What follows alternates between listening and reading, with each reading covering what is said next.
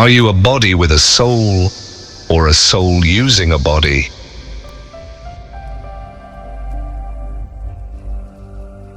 The ancient Greeks had a word for what you think you are: psyche.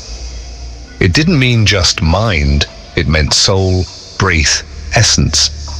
But here's the question they never stopped asking: is psyche inside you, or are you inside psyche?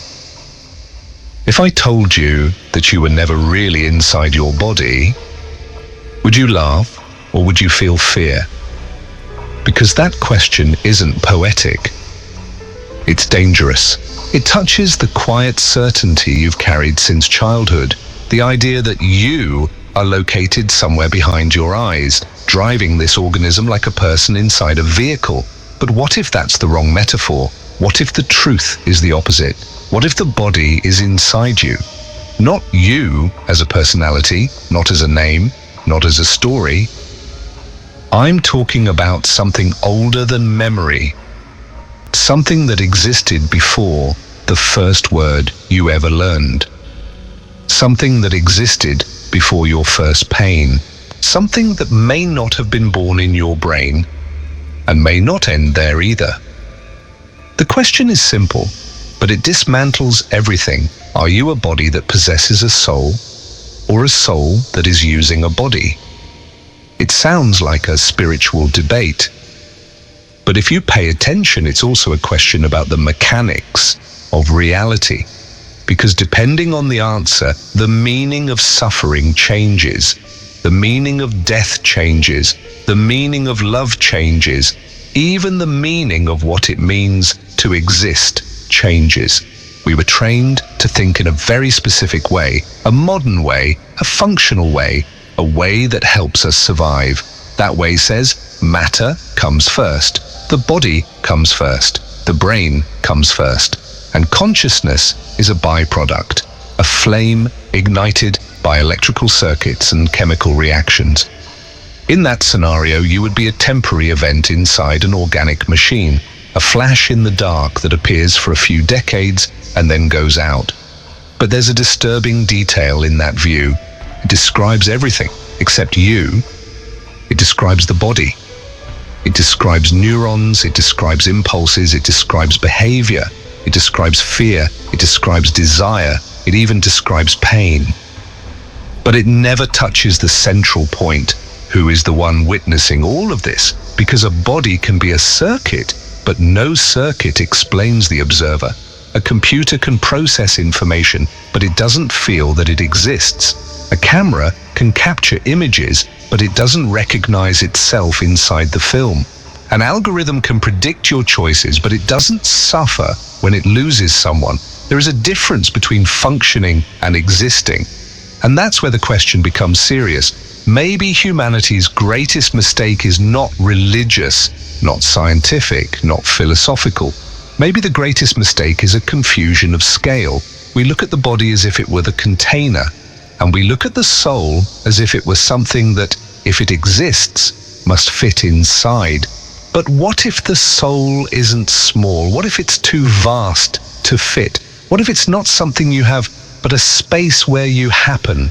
Think about a dream. In a dream you have a body. You feel, you run, you suffer, you love, you fear, you make decisions, you believe everything. The dream world has its own logic. It has gravity, it has people, it has consequences. And yet when you wake up, you realize that entire universe existed inside something larger, the mind that was dreaming. The dream body did not contain the mind. It was the opposite. The mind contained the dream body. Now pay attention to the dangerous leap. What if life is something like that? Not as a cheap metaphor, but as a structure. What if the body is an event inside a larger field of consciousness, just like the dream body is an event inside the mental field of the dreamer? At that point, many people recoil because it threatens identity, it threatens the ego, it threatens the illusion of control. And most of all, it threatens the modern pride that says, only what I can measure is real. But there's another detail. Science itself has already taught us that what seems solid isn't solid. that what seems like matter isn't really a thing, that what seems like an object is, at its deepest level, a behavior of a field. Reality, when observed at its most fundamental layer, doesn't look like stone. It looks like possibility. And here comes the first strange convergence. Ancient spiritual traditions always said that the visible world is born from the invisible. They just didn't call it a field. They called it spirit. They called it divine mind. They called it the primordial ocean. They called it the one. They called it God. They called it the creative void. Today the language changed, but the intuition is the same. There is a place before form. There is a dimension before objects. There is an invisible foundation where things stop being things and return to being potential. And maybe that's where the soul truly lives. Maybe the soul is not a ghost entity that enters the body as if the body were a suit. Maybe the soul is the field that makes any suit possible. Maybe the soul is not inside the body as a passenger. Maybe the body is inside the soul, like a wave inside the sea. That image changes everything, because if you are a wave, you have a shape. You have a beginning and an end. You rise, you expand, you disappear. You may even believe you are separate. You may even believe you are unique. You may even look at other waves and think, I am me, they are them. But if you are a wave, you are also ocean. Your separation is real, but partial. Your individuality exists, but not completely. And that's where the idea of the collective unconscious stops being just a psychological theory and starts to look like a map. Not a map of the human mind only, but a map of the structure of being. The collective unconscious is not just a library of symbols, it's a clue that the mind does not begin in the individual. A clue that individual consciousness may be a personalization of something larger. And if that is true, then the original question becomes even more unsettling.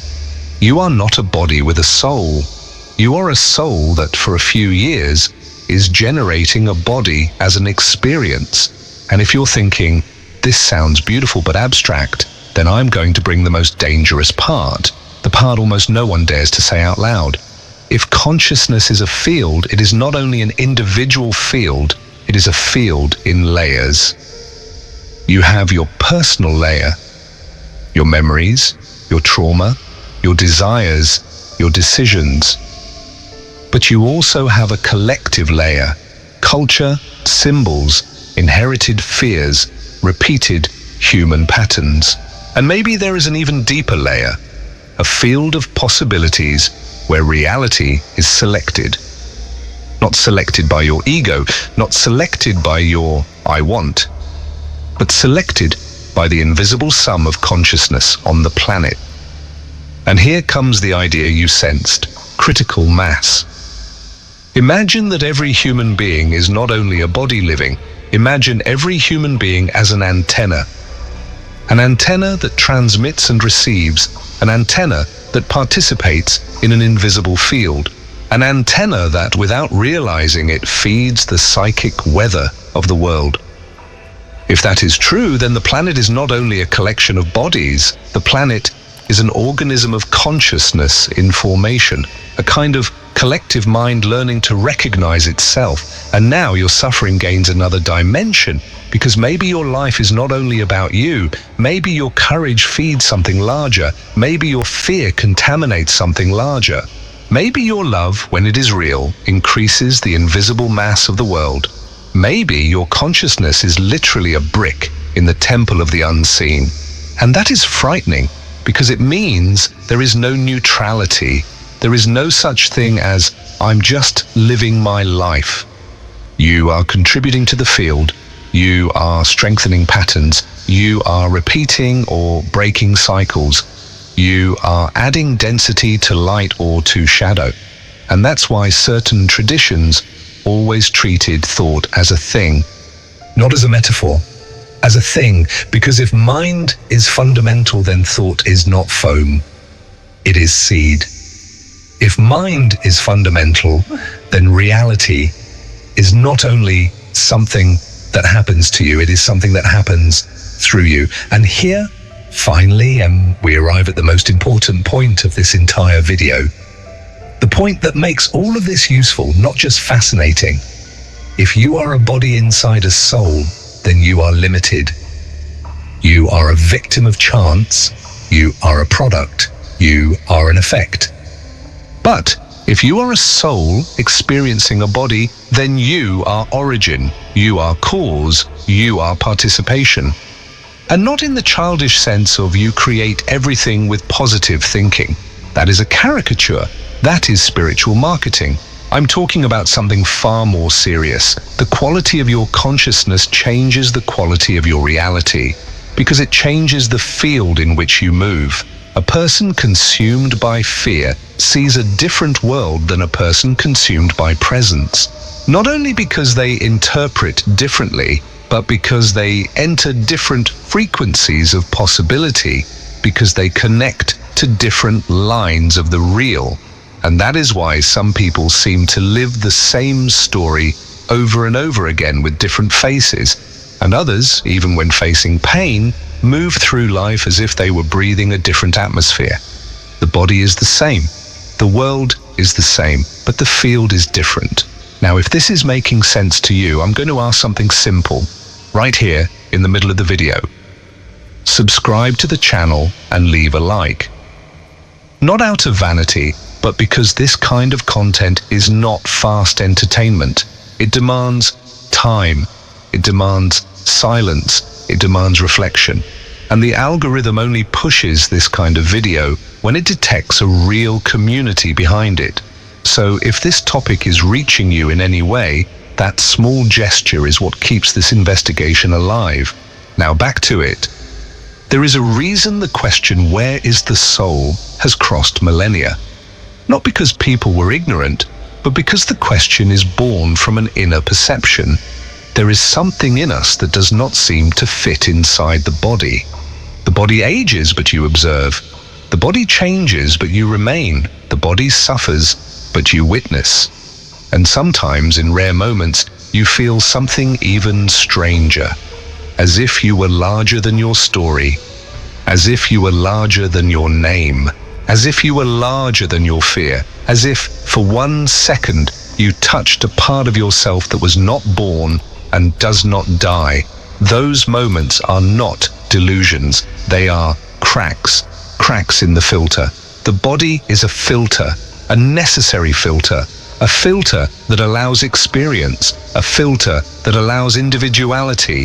A filter that allows drama, choice, transformation.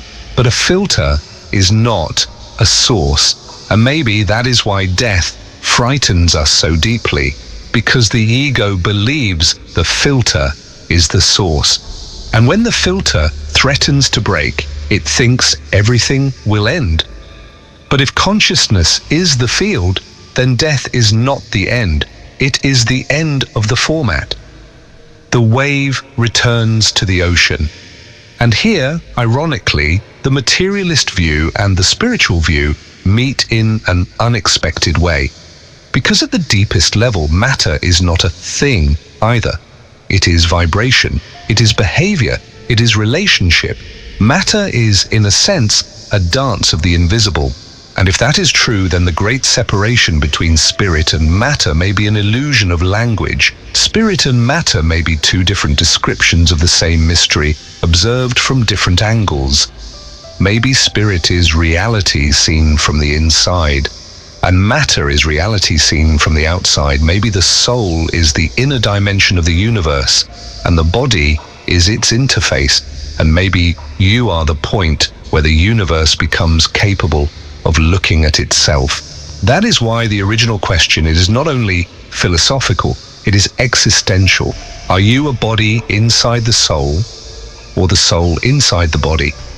If you answer, I am the body, you live like a survivor. You live in a hurry. You live accumulating. You live trying to protect yourself from emptiness. If you answer, I am the soul, you live like a participant. You live as someone who is here to learn, to transmute, to illuminate something inside the field. And the most frightening truth is that maybe you are living both at the same time. You are a body, yes, but maybe you are more than that. You are a temporary form, but maybe you are also the space that makes any form possible. And if this video left you with a strange sensation, as if something had been remembered rather than learned, then I'm going to end with one final image. Imagine the soul is not an object.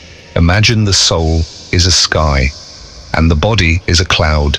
The cloud is born, it changes, it travels, it disappears, but the sky remains, and the sky is not inside the cloud is inside the sky. Now breathe and try to feel for 1 second where you truly are, not in the world, but in yourself.